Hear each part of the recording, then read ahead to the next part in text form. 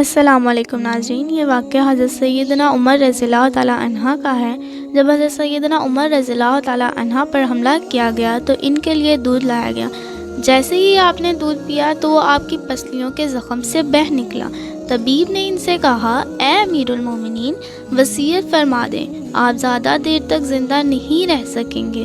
تو انہوں نے اپنے بیٹے حضرت عبداللہ کو بلایا اور کہا کہ حذیفہ بن الیمان کو میرے پاس بلاؤ۔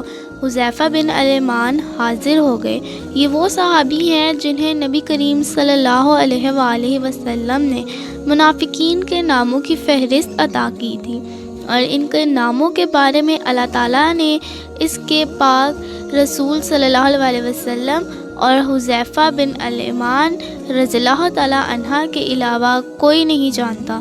حضرت عمر رضی اللہ تعالیٰ عنہ نے پوچھا، جب کہ ان کے خون ان کے پسلیوں سے بہہ رہا تھا، کہ اے حذیفہ بن الیمان، میں آپ کو اللہ کی قسم دے کر کہتا ہوں، کیا اللہ کے رسول نے میرا نام منافقین کے ناموں میں لیا ہے یا نہیں؟ حضرت حذیفہ رضی اللہ تعالیٰ عنہ کی آنکھیں آنسوؤں سے بھر گئیں اور فرمایا، یہ میرے پاس رسول اللہ صلی اللہ علیہ وآلہ وسلم کا راز ہے جو کسی کو نہیں بتا سکتا۔ آپ نے پھر پوچھا، خدا کے لیے مجھے اتنا بتا دیں، اللہ کے رسول صلی اللہ علیہ وآلہ وسلم نے میرا نام شامل کیا ہے یا نہیں؟ حذیفہ بن الیمان کی ہچکی بند کی اور کہتے ہیں، اے عمر رضی اللہ تعالیٰ عنہ، میں صرف آپ کو بتا رہا ہوں، اگر آپ کی جگہ کوئی اور ہوتا تو میں کبھی بھی اپنی زبان نہ کھولتا۔ وہ بھی صرف اتنا بتاتا ہوں کہ رسول اللہ صلی اللہ علیہ وآلہ وسلم نے اس میں آپ کا نام شامل نہیں کیا۔ حضرت عمر رضی اللہ تعالیٰ عنہ نے اپنے بیٹے حضرت عبداللہ سے کہا کہ دنیا میں میرے لیے ایک چیز باقی رہ گئی ہے۔ حضرت عبداللہ رضی اللہ تعالیٰ عنہ نے پوچھا، وہ کیا ہے ابا جان؟ حضرت عمر رضی اللہ تعالیٰ عنہ فرماتے ہیں، بیٹا، میں جو رسول اللہ صلی اللہ علیہ وسلم میں دفن ہونا چاہتا ہوں، لہٰذا ام المومنین حضرت عائشہ رضی اللہ تعالیٰ عنہ کے پاس جاؤ، ان سے یہ مت کہنا کہ امیر المومنین عمر، بلکہ کہنا کہ کیا آپ عمر کو اپنے ساتھیوں کے قدموں میں دفن ہونے کی اجازت دیتی ہیں؟ کیونکہ آپ اس گھر کی مالکن ہیں۔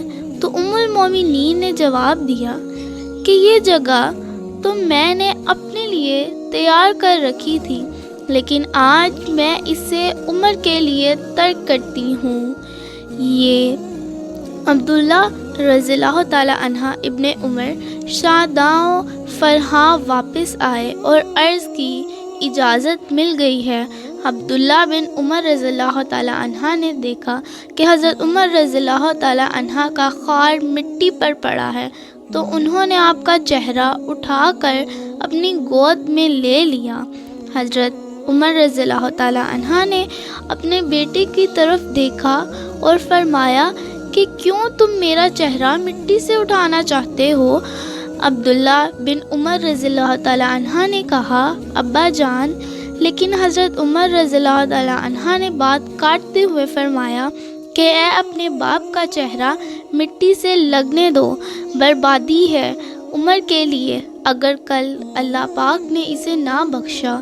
حضرت عمر رضی اللہ تعالیٰ عنہ اپنے بیٹے کو یہ وصیت فرما کر موت کے آغوش میں چلے گئے، اے میرے بیٹے، میت مسجد نبوی میں لے جانا اور میرا جنازہ پڑھانا، اور حذیفہ بن ایمان پر نظر رکھنا، اگر وہ میرے جنازے میں شرکت کرے تو میری میت روضہ رسول صلی اللہ علیہ وآلہ وسلم کی طرف لے جانا، اور میرا جنازہ روضہ رسول صلی اللہ علیہ وآلہ وسلم کے دروازے پر رکھ کر دوبارہ اجازت طلب فرما کر اور کہنا، اے ام المومنین، آپ کا بیٹا عمر، یہ مت بھولنا، کہنا کہ امیر المومنین ہو سکتا ہے کہ میری زندگی میں مجھ سے حیا کی وجہ سے اجازت دی گئی ہو، اگر اجازت محمد فرما دیں